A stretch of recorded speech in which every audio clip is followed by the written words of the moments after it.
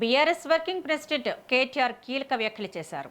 తెలంగాణ వచ్చాక పెట్టుబడుల సాధనలో బెంగళూరును అధిగమించినట్లు తెలిపారు. మీట్ ది ప్రెస్ కార్యక్రమంలో కేటీఆర్ పాల్గొని మాట్లాడారు. కేసీఆర్ పోరాటం వల్లే తెలంగాణ వచ్చిందని స్పష్టం చేశారు. కాంగ్రెస్ ప్రభుత్వమే తెలంగాణ ఇచ్చినప్పటికీ ఇవ్వక తప్పని పరిస్థితి సృష్టించింది కేసీఆర్ అంటూ పేర్కొన్నారు. 2014లో తెలంగాణలో సాగు భూమి విస్తీర్ణం 1,50,00,000 ఎకరాలు మాత్రమే.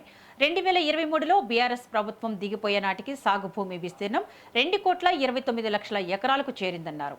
దశాబ్ద కాలంలో సుసంపన్నమైన తెలంగాణను ఆవిష్కరించినట్లు చెప్పారు. మరోవైపు ఏపీ డిప్యూటీ సీఎం పవన్ కళ్యాణ్పై విమర్శలు చేశారు. ఆయనను తెలంగాణలో ప్రజలే అడ్డుకున్నారని అన్నారు. తెలంగాణ ఏర్పడితే అన్నం తినని వ్యక్తి రాష్ట్ర అవతరణ రోజు సభ ఎందుకు పెట్టారని ప్రశ్నించారు. ప్రాంతీయవాదం ఉగ్రవాదం కంటే ప్రమాదకరమని పవన్ అన్నారని, పొట్టి శ్రీరాములు ఆంధ్ర రాష్ట్ర కోసం ప్రాణాలు అర్పించారని గుర్తు చేశారు. దాన్ని తప్పుపడతారని ప్రశ్నించారు. జాతీయవాదం గురించి పవన్ కళ్యాణ్ వద్ద పాఠాలు నేర్చుకోవాల్సిన అవసరం తమకు లేదని కేటీఆర్ వ్యాఖ్యానించారు.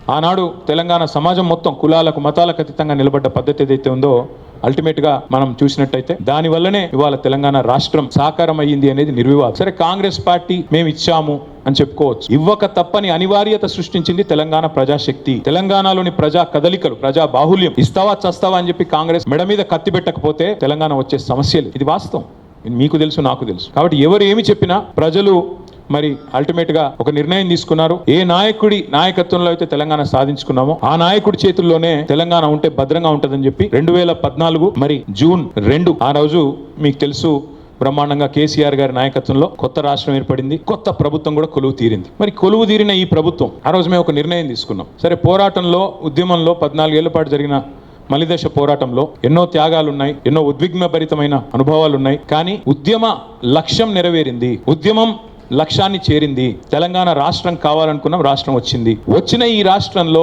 ఇంకా పంచాయతీలొద్దు, ప్రాంతాలుగా విడిపోయిన ప్రజలుగా కలిసి ఉండాలి. ఎందుకంటే ఎన్నో లక్షల మంది సోదరులు ఇతర రాష్ట్రాల వాళ్ళు తెలంగాణలో నివాసం ఉంటున్నారు.